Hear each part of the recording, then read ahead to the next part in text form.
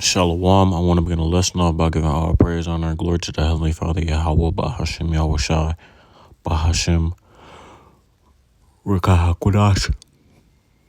Double blessing and honors to the apostles and elders of Great Millstone who taught me this truth through the spirit and power of Yahweh, Bahashem, Yahweh Shai. Back here with another lesson through the spirit, man. Redoing this lesson because the first one didn't save. I don't know why, but hey, man, we get to do it over again, so here I am remaking this lesson. This one's going to be fairly quick, considering I just made the lesson. And in my opinion, it was a good take, but hey, if the Lord tell me to redo it, I'm going to redo it, man. So I'm going to go ahead and get this real quick. An official has come forward with a claim that's difficult to ignore. According to the New York Post, Catherine Austin Fitts says the U.S. government has secretly constructed a $21 trillion underground city. She alleges that this was funded through nearly 2 decades of unaccounted-for federal spending, money that vanished from the ledgers of the Department of Defense and the Department of Housing and Urban Development between 1998 and 2015. Fitts describes a network of over 170 underground and underwater facilities, not shelters, cities, built to house the powerful in the event of a near-extinction event. She says they're connected by high-speed transit systems, hidden beneath the surface of the United States, powered by advanced energy technologies the public has never been allowed to see. No vote, no announcement, no media coverage, just decades of quiet construction shielded from public knowledge. If what she's saying is true, then these places already exist. The entrances are in place, the infrastructure is operational, and they aren't meant for everyone. The public was never informed. No explanation has been given. No officials have stepped forward to confirm or deny any part of it. So we have to ask the obvious questions. What do they know? What are they hiding? And what happens to the rest of us when the doors close?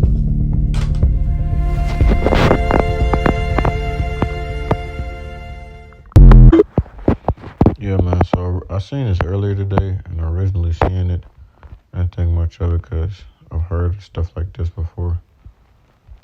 Whoa, wait a minute. Of course, they're going to take it off as soon as I seen something interesting.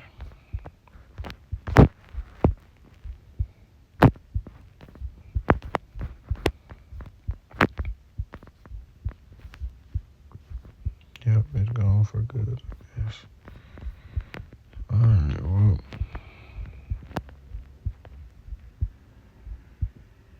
I didn't have that saved. Okay. So yeah, man, and this is the article I seen. I was getting ready to do my lesson, and I was like, hey, that's a pretty nice article. I'm going to have to go ahead and check this out. So, first thing that came to my mind was, of course, the obvious precepts, but then I thought about this, right? And the guy said in the interview, or in that video we just watched, that Edomite woman was the one who said something about this, and she's gonna be mentioned in the article as well. And I find it funny how Esau Edom is getting exposed more and more, and it's on the backs a majority of Edomite women, man. So their own women don't even like them, man.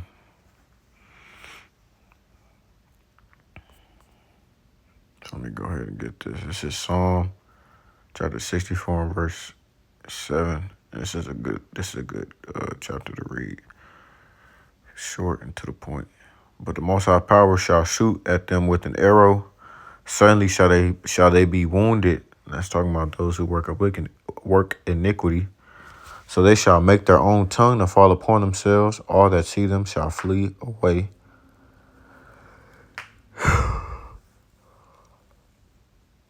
So their own tongues falling upon themselves, man.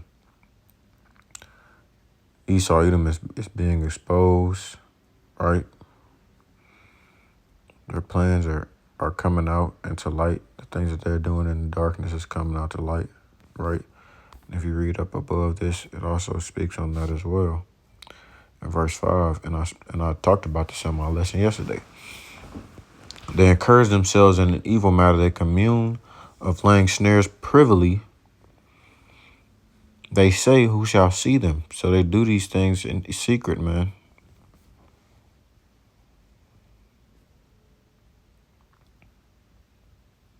They do these things in secret, thinking that it's not going to come to light or that people are not going to see them.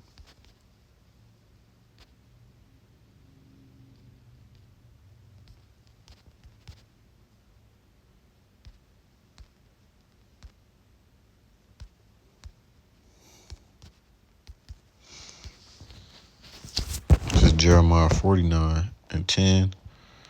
But I have made Esau bare. I have uncovered his secret places. He shall not be able to hide himself. His seed is spoiled, and his brethren and his neighbors, and he is not. Okay? So Esau is being made bare, man. The Lord is uncovering all his secret places, man.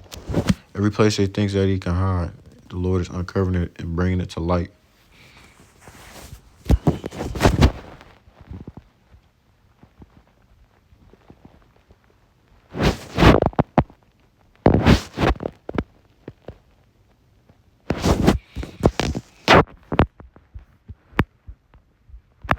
And it says U.S. has a $21 trillion underground network for only the wealthy to hide out in a near extinction event, official says. This is from the Independent. So it says she's a former government official, Catherine Austin Fitts, who served as the Assistant Secretary of Housing and Urban Development during President George H.W. Bush, made the shocking allegation on former Fox News host Tucker Carlson's podcast. A stunning $21 trillion unauthorized spending occurred in the department between 1998 and 2015, according to a 2017 report released by Michigan State economist Mark Skidmore, right? So this information that's been out, that's damn near 10 years old. And we've known about these things, but this stuff is becoming public knowledge now. Public knowledge is out there. Skidmore's report had prompted by Fitch referring to a report which indicated the Army had $6.5 trillion in unsupported adjustment or spending in fiscal 2015 with a $122 billion budget, which meant that it was 54 times more than the spending it was authorized by Congress.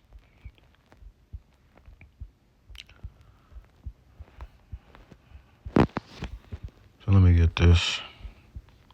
If we jump down to verse 16, thy terribleness have deceived thee, and the pride of thine heart, O thou that dwellest in the clefts of the rock, that holdest the height of the hill. And that the clefts of the rocks, man, are talking about these bunkers. They're talking about going into the deep end, going inside the earth, right, to hide themselves, to dwell in, and even going and carving into mountains, carving into the side of the mountain, going in the mountains and hiding there in the caves and whatnot. These fallout shelters, bunkers, whatever you want to call them. That holdest the height of the hill, though thou shouldest make thy nest as high as the eagle, I will bring thee down from thence, saith Yahweh. Also Edom shall be a desolation, and everyone that goeth by it shall be astonished, and shall hiss at the plagues thereof. So the Lord is about to lay this land desolate, man. Just to say it,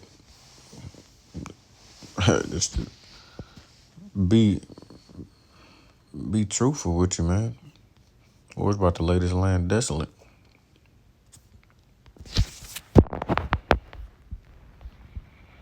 One of the things I've looked at in the process of looking at where all this money is going is this underground base, city infrastructure, and transportation system that's been built.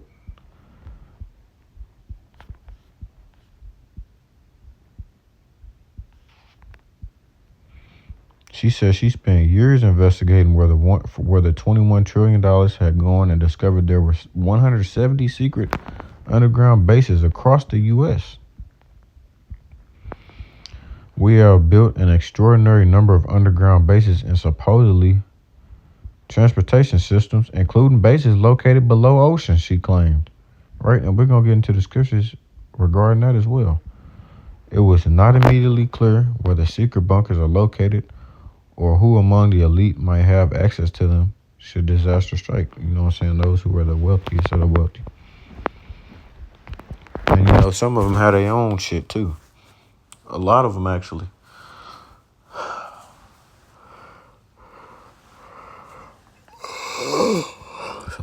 Salaki.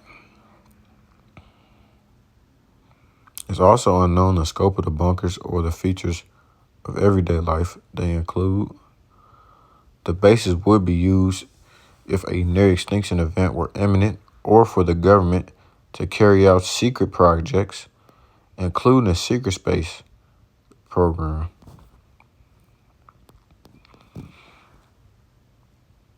And that last part is, let me see. Carlson said he assumed which bases will only exist.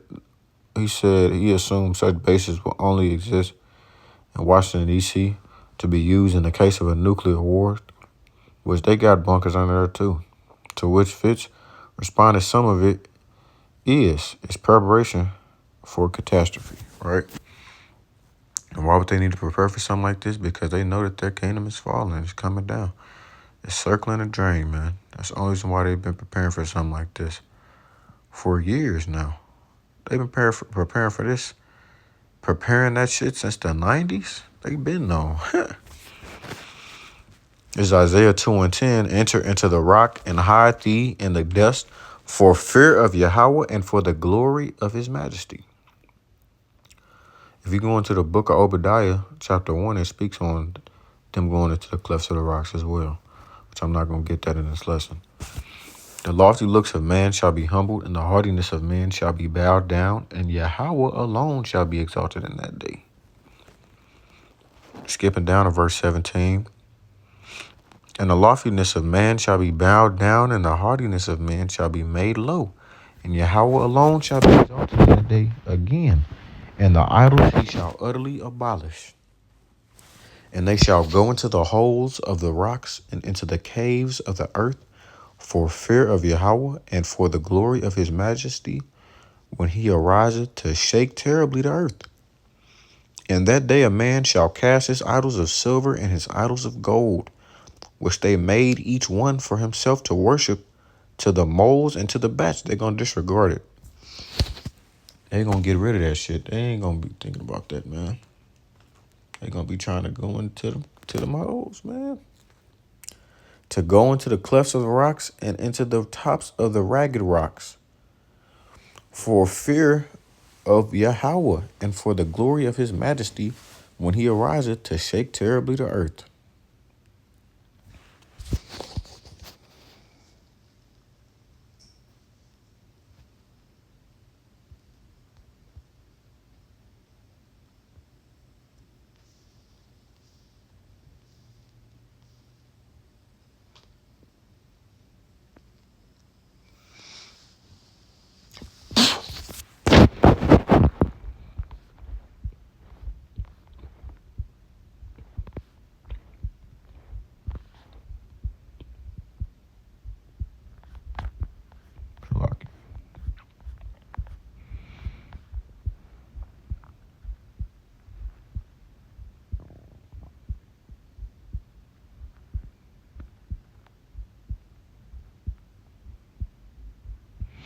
Behold, this is Jeremiah 16:16. Behold, I will send for many fishers, saith Yahweh, and they shall fish them.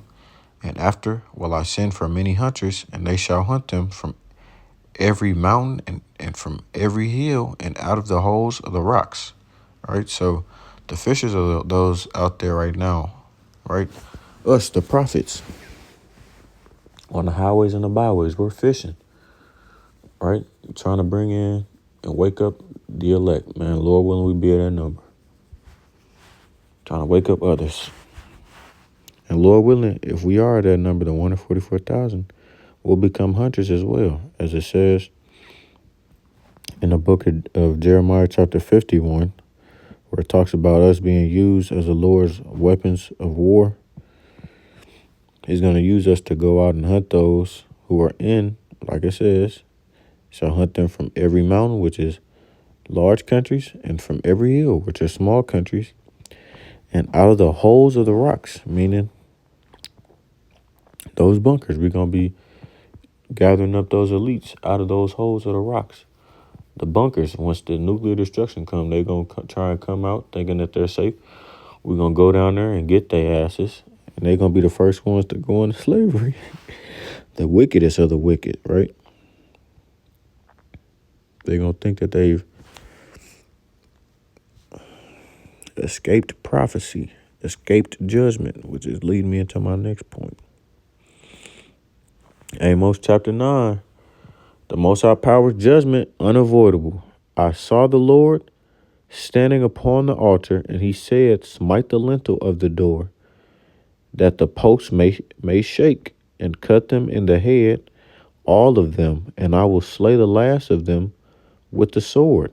And he fleeth of them, and he that fleeth of them shall not flee away, and he that escapeth of them shall not be delivered. Though they dig into hell, then shall mine hand take them. Though they climb up to heaven, thence will I bring them down. So they try and dig into the earth, meaning those bunkers. The Lord's going to bring them back up. Let's get that word. Strong's H, 7585. Sheol, Sheol. And second entry, Sheol, Sheol. So the underworld, grave, hell, pit. And a grave is what you dig and put a coffin in, right? They're going to try and dig into the ground. And that's what they've been doing, man, making these bunkers and whatnot. You got people making bunkers on their driveways, all types of shit, man. And then them trying to climb up to the heavens, them, dwelling in mountains and whatnot, mountaintops. And then as well as them trying to, as Donald Trump said, start civilization on Mars, trying to escape that way. Going to a different planet, which they can't do. And though they hide themselves in the top of Carmel, that's a mount, I will search and take them out thence. And though they be hid from my sight in the bottom of the sea, remember, they just said that they have bunkers down in the ocean, man. They have civilizations underwater. Thence will I command the serpent, and he shall bite them, right? That's what Leviathan's down there for. Leviathan's going to come back, man. There's all types of different sea creatures down there that they don't know about. They've only discovered 5 to 20% of the ocean, right? Megalodons, all type of stuff down there that they claimed was extinct. No, it's down there still. It just it's for your judgment, Esau. Because they think they can escape and they can't.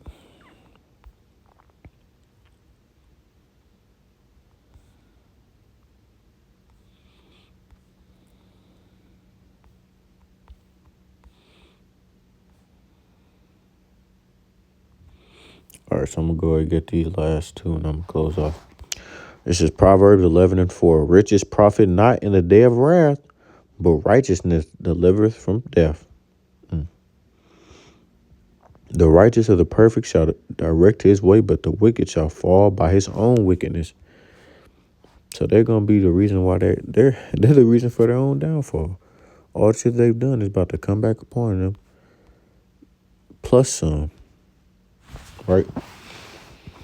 And this is, I'm going to close it off with this. This is Revelation chapter 6 and verse 15. And the kings of the earth, and the great men, and the rich men, and the chief captains, and the mighty men, and every bondman, and every free man, hid themselves in the dens and in the rocks of the mountains, and said to the mountains and rocks, fall on us, and hide us from the face of him that sitteth on the throne, and from the wrath of the Lamb, Yahushua. For the great day of his wrath is come, and who shall be able to stand? And that's beautiful, man. The scriptures are lining up perfectly with what's going on in the world today, man. It never misses, man. It never misses. So, Lord willing, this lesson was edifying to those out there listening and watching. I'm going to close it off there. Call Allah, Yahweh, Bahashim, Yahushai, Bahashim, Rakah HaKodash. Double blessing and honor to the apostles and elders of Great Millstone who taught us this truth through the spirit and power of Yahweh, Bahashim, Yahushai. And until next time, I say Shalom, Israel. Shalom. And as always, we're one day closer to the kingdom, man. Shalom.